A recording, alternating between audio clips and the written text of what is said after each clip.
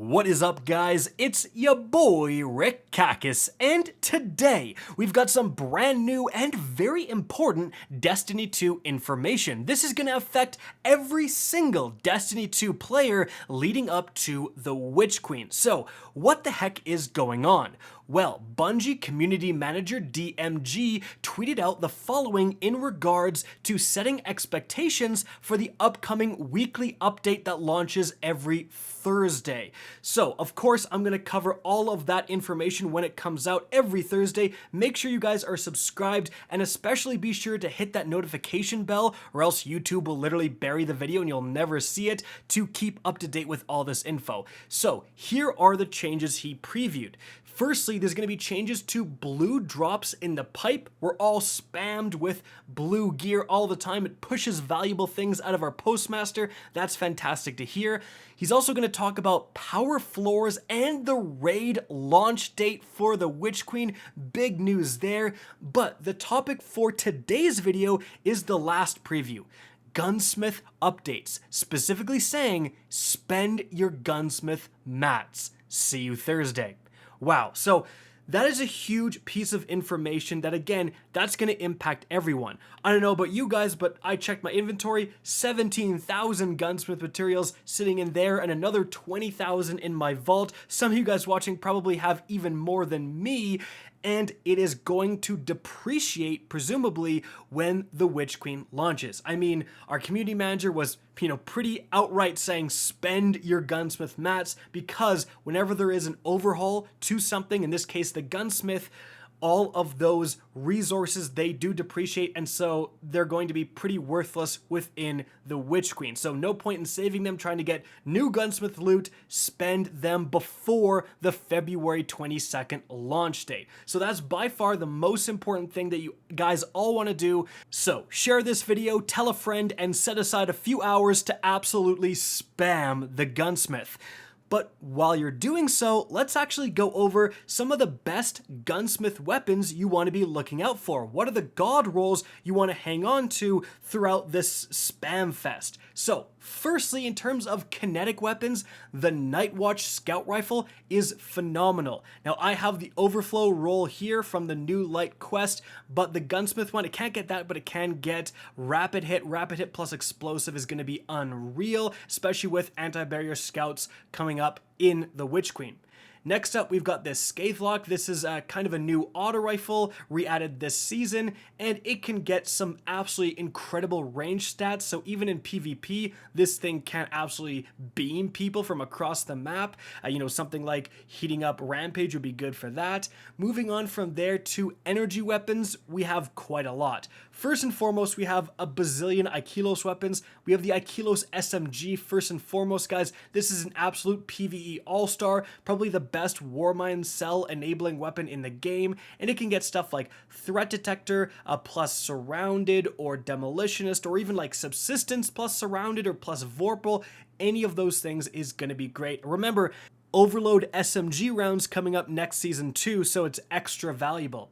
Moving on from there, we have the 7th Seraph CQC shotgun. I'm actually going to show off the PvP roll here. It's a lightweight frame, and you can get, full choke, accurized, slide shot, or quick shot. Either one would be good. And then snapshot sights or Vorpal weapon. Again, either one would be fantastic. I have been mapped with this thing quite a few times in the Crucible. It's very, very good. Moving on from there, in terms of a more PvE focused shotgun, we have something like this Aikilos SG. Now this is another great Warmind cell enabler. It can get an extended mag perk, plus, lead from gold Vorpal is fantastic. That's what I have. It can get Threat Detector or even Pulse Monitor, plus, again, Vorpal or Trench Barrel. Any of that would be great. Moving on from there, we have the Aikilos Sniper Rifle. Oh, this thing, when snipers were meta, this thing was unbelievable. You really want the combo of 4th times the charm to give 2 rounds back after firing 4, and then high impact reserves. That, with a 6-round magazine, is going to let you trigger the last 2 rounds of high impact reserves twice for some absolutely insane damage output. Moving on from there, we have the first in, last out shotgun. When slugs were meta, this thing was like the king of the meta, along with the heritage. It can get an extended mag or assault mag, plus you really want auto loading holster plus Vorpal weapon. That is going to output a significant amount of damage, and even though slugs got nerfed, it's still something you want. It also has some PvP god rolls as well. Getting stuff like hipfire grip plus opening shot could be an option. Moving on from there, guys, the Cartesian coordinate. Like, I did a video when this thing was being sold by the Gunsmith, the other god roll that you're seeing right here, accelerated coils or liquid coils plus lead from gold plus Vorpal. You don't necessarily even need lead from gold. I love lead from gold, but you really just need Vorpal weapon on a Cartesian. It's absolutely slapping right now with particle deconstruction. Moving on from there, still with the energy weapons, we have the Gnawing Hunger, one of the better auto rifles in the game. And from the Gunsmith, you can get Subsistence plus, Rampage or Demolitionist or whatever, and that's just going to be absolutely solid. This thing has just incredible stats that put it ahead above pretty much everything else. Moving on from there, the Truth Teller grenade launcher. Yes, and this can get blinding grenades plus auto-loading holster. Just that combo by itself is one of the best things you can use in PvE, and I've used this thing up to Grandmaster Nightfalls quite a few times actually. But auto-loading plus quick draw and then spike or proximity grenades, that's good for PvP as well. So yeah, this is a pretty solid one you're looking out for. And then the last energy weapon we're going over here, guys, is the Arsenic Bite. This bow can get Rampage in the left-hand column. Do you know how little guns can actually do that? Like back from the Black Armory DLC from like 2 or 3 years ago, the Kindled Orchid could get it, but we haven't seen it until now with the Arsenic Bite. So Rampage plus Explosive Head is just god tier. Again, usable up to Grandmasters. I've literally used this particular bow several times this season because of bow overload rounds, and then next season there's going to be bow anti-barrier rounds, so this will still be a very meta choice. But moving on from there, guys, last but certainly not least, we have the heavy weapons, and firstly, we have the Crown Splitter. Now, this is a Titan exclusive sword. You have to use it on your Titan, but it can get some really, really powerful rolls, and it's like the only available aggressive frame sword in the entire game. So the roll I have of Flash Counter, so you can block and then weaken an enemy, so debuff them, follow it up with some extra damage from Vorpal or Whirlwind Blade. That is going to be absolutely phenomenal. There's several good rolls here, and yeah, definitely worth looking out for them.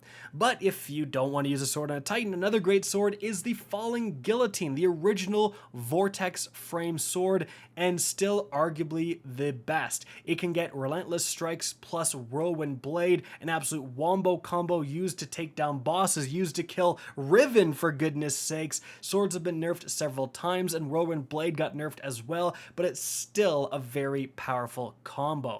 And then, guys, the last heavy weapon we're talking about here is a grenade launcher, the Behringer's Memory. I think this has really flown under the radar for a lot of people, but if you get spike grenades plus field prep, and then you can actually get auto-loading holster in that final slot, that is really, really powerful. Especially because rapid-fire frame grenade launchers are technically capable of putting out the highest burst DPS. Like, just being able to whip it out, get all, 7 rounds off with a backup mag mod, and then put it away, it reloads, and you can do that quite a few times because field prep gives you more ammo. It is a very, very good weapon. So, those are the weapons I would keep an eye out for when you are absolutely spamming your Gunsmith materials before the start of the Witch Queen. I hope you guys enjoyed this video, found it informative, and if you did, please remember to help me out by simply rating and especially sharing this video. If you guys want to see more Destiny 2 content similar to this, don't be afraid to slap that subscribe button. If you want to get in touch with me and keep up to date with the latest channel activity, the best way is to follow me on Twitter at RickCacus. That's linked in the description down below. Again, I hope you enjoyed the video, and as always, have a good day.